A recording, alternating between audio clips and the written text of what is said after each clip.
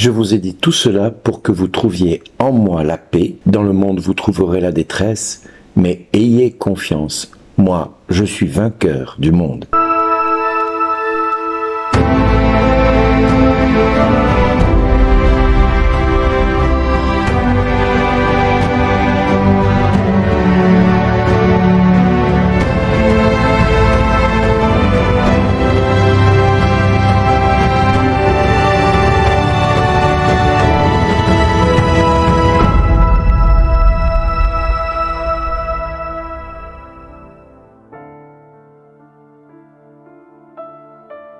Bonjour les amis, ayez confiance, je suis vainqueur du monde. C'est par cette belle phrase que l'évangile se termine en ce jour. Aujourd'hui, nous avons le sentiment que la foi en Jésus décline dans ce monde dans lequel nous vivons. Il y a trop d'informations qui vont à l'encontre, je dirais, du soutien moral que nous recherchons dans la vie ordinaire, dans une vie intégralement fondée sur l'évangile. Les valeurs d'une société de consommation qui nous entoure, du capitalisme sans limite, d'une sensualité débridée totalement, d'un matérialisme exacerbé, sont à la mode et vont bien sûr à l'encontre de tout ce que pourraient nous associer les évangiles et l'exigence de ces évangiles. Néanmoins, cet ensemble de valeurs et de manières de vivre n'apporte pour l'homme ni l'épanouissement personnel, ni la paix intérieure, ni la joie permanente, mais au contraire, elle ne nous apporte que malheur et inquiétude.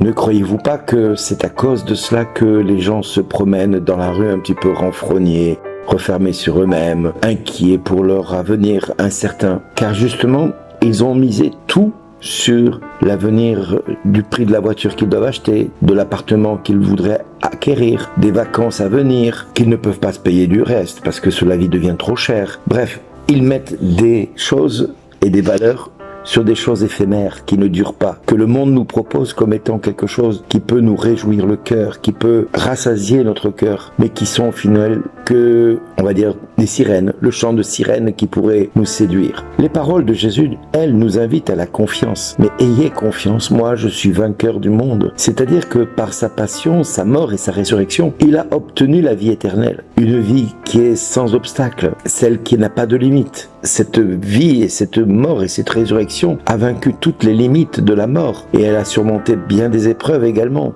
Donc nous voyons que quelque part, ce que Jésus nous propose est d'un autre ressort, d'une autre approche. Ceux qui appartiennent au Christ vaincront les difficultés comme il l'a fait lui-même, même si nous devons pour cela passer par différentes morts, la résurrection successive des choses que nous aurons à mettre en place dans notre vie, du style qui sont pas forcément voulues mais qui sont endurées, comme par un mystère pascal que le Christ nous demande d'emprunter, la perte d'un ami, d'un proche, d'un conjoint, d'un enfant. La séparation de cet être cher va être considérée comme un échec ou va être considérée comme une perte inconsolable. L'échec d'un projet aussi peut devenir un problème ou bien simplement d'être confronté aux limites de notre propre fragilité humaine face à la maladie ou face aux difficultés du temps présent. Mais comme nous dit la parole, mais en tout cela, nous sommes les grands vainqueurs grâce à celui qui nous a aimés. Oui, soyons donc les témoins de cet amour de Dieu qui veut se manifester au travers de notre vie parce que le puissant, comme dit l'Évangile, fit pour moi des merveilles, saint est son nom. Pour nous tous, il nous aide à surmonter toute difficulté, y compris la mort, car le Christ nous transmet le Saint-Esprit qui a vaincu la mort. Pendant tout ce temps qui s'est écoulé entre la résurrection du Seigneur et l'ascension, voilà de quelle providence divine se sont occupés les évangiles. Voilà ce qu'elle a enseigné, cette parole. Voilà ce qu'elle a fait comprendre aux yeux et au cœur de ses amis. On reconnaîtrait que le Seigneur Jésus est vraiment ressuscité, lui qui est vraiment né à un moment donné, qui a vraiment souffert, qui est vraiment mort et qui est vraiment ressuscité. Mais ce qui importe ici, c'est de bien saisir le secret de cette joie insondable, inimaginable quelque part, qui habite Jésus et qui lui est propre. Si Jésus rayonne d'une telle paix, d'une telle assurance, d'une telle allégresse, d'une telle disponibilité même, c'est à cause de l'amour ineffable dont il se sait aimé de son Père. Alors, la force qu'il nous donne, qui est comme une forme de vertu, c'est quand je suis faible que je suis fort, nous rend capable de vaincre la peur, la mort, la maladie, les difficultés, d'affronter l'épreuve et les persécutions. Elle dispose en nous quelque part de nous donner la capacité d'aller jusqu'au renoncement de notre propre vie, au sacrifice de notre vie pour défendre une cause juste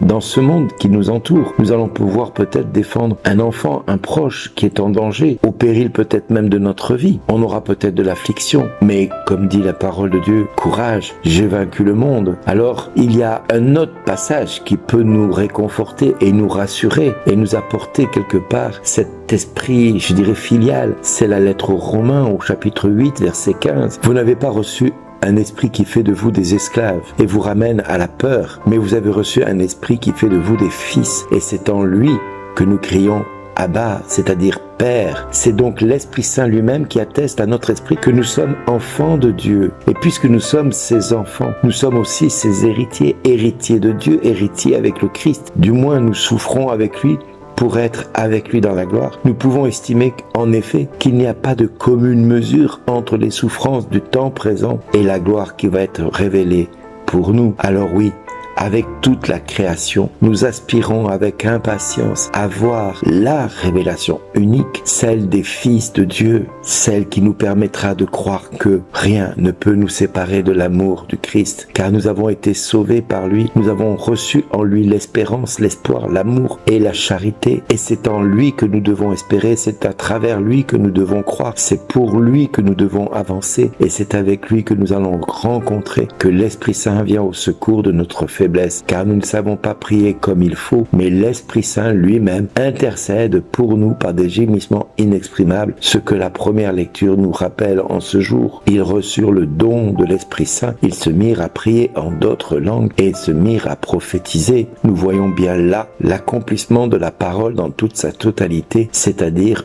une promesse de vie et non de mort, une promesse de bénédiction et non de malédiction. Donc cessons de dire que nous avons des petits problèmes ou des gros problèmes. Nous avons un grand Dieu qui surpasse toute difficulté et tout démon, quel qu'il soit. L'essentiel n'est pas ce que nous croyons à l'instant T, mais ce que Dieu nous dit dans sa parole et veut nous laisser comme héritage. Celui qui scrute les cœurs connaît les intentions de l'Esprit, puisque selon Dieu, c'est selon Dieu que l'Esprit intercède pour nous les fidèles. Nous le savons, quand les hommes aiment Dieu, lui-même fait tout contribuer à leur bien, puisqu'ils sont appelés selon son dessein de son amour. Alors mes amis, aujourd'hui, si ta vie n'est pas facile, si ta vie te fait rencontrer des difficultés, espère et prends courage, car n'oublions pas, le Christ est le lion de Juda, et rien ne saurait terrasser celui-ci, parce qu'il a vaincu le monde. Merci d'exister.